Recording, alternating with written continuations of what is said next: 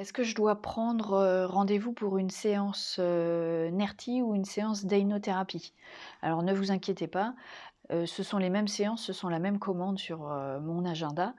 Le fait d'utiliser NERTI ou le fait d'utiliser l'hypnothérapie, ça varie d'une personne à l'autre, d'un malaise à l'autre, d'une séance à l'autre. Voilà, et avec certaines personnes, on va utiliser, d'abord NERTI, d'autres d'abord l'hypnothérapie. Certaines personnes, uniquement l'une des 2 approches. C'est vraiment très particulier et très, voilà, propre à chaque personne.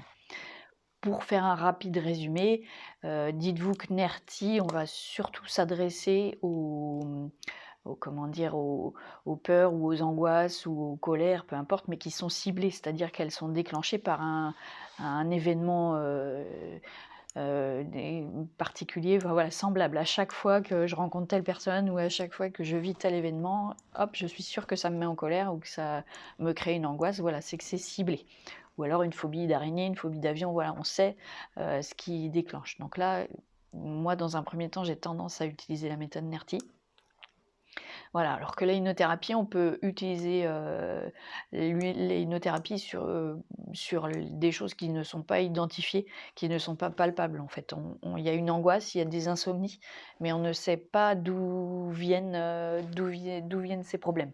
Et du coup, là, on peut utiliser l'hypnothérapie sans savoir d'où ça vient. Voilà, même chose pour un manque de légitimité latent, qui ne fait pas forcément réagir le corps, mais qui est latent en fait, qui empêche la personne de prendre confiance en elle. On peut utiliser l'hypnothérapie.